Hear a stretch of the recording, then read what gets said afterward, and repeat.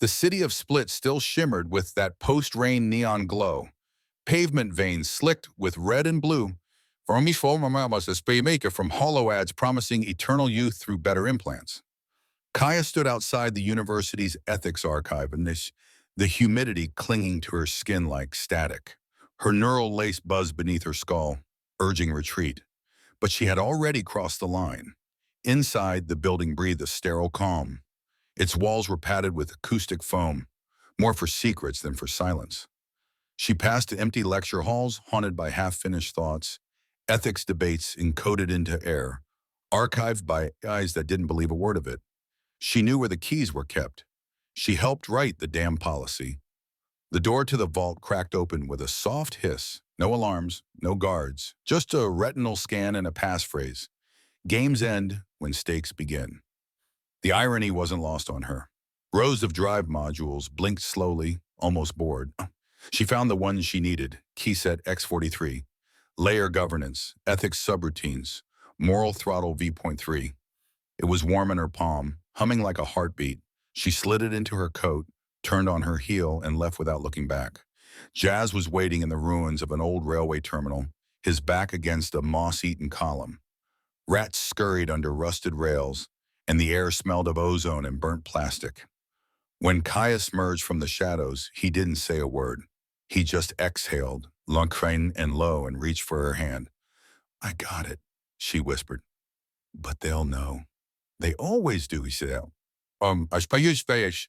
But not yet. They found an abandoned sleeper car and curled into opposite ends like they used to do, back when they were too poor to afford VR sleep pods and too proud to ask for couch space. The train's windows were fogged, warped with time. Jazz stared into the blur like it might unspool the years. "You remember when games ended?" Kaia asked, her voice quiet as frost. "You mean when losing meant turning off the screen, not turning off someone's heart?" She nodded. Jazz rolled onto his side, wincing as his implant sparked a memory unbidden. A girl's laugh, chopped mid-breath by a flash of light. He blinked it away. "We're already ghosts, Kaia. Everything else is just haunting." Her eyes met his. "Maybe. But ghosts can still scream." They talked until dawn about the ethics they used to believe in, about the systems they helped build, about their own complicity. Jazz confessed to remembering the thrill of those matches, the high of the leaderboard, the godlike pull of a trigger you didn't know was real. Kaia, too, had her sins. She'd designed the layer's early limiters, algorithms meant to detect emotional spikes and interrupt gameplay before violence became pleasure. But the limiter thresholds had been raised. Quietly, permanently. She'd reviewed the commits. Someone, maybe everyone, let it happen. "Maybe we deserve what's coming," she said. "Maybe," Jazz replied, "but let's make damn sure the ones who profited pay it first." They set up shop in the subterranean servers of an abandoned startup called Pure State, still drawing grid power, still pinging the mesh net.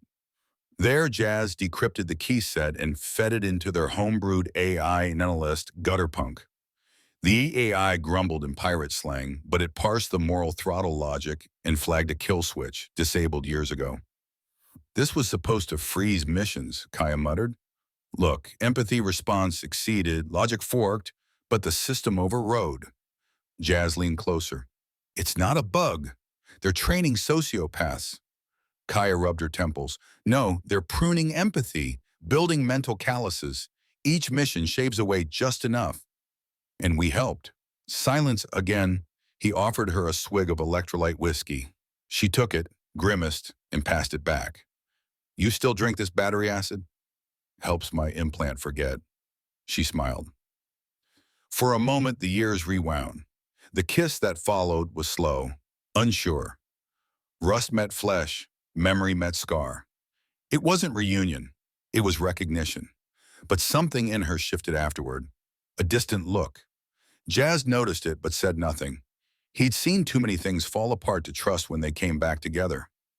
Later that night, Kaia stood alone on the balcony of Pure State, watching the city glitch between real and unreal, drones buzzing like fireflies, layer HUDs projected through open windows, people laughing in worlds they didn't understand.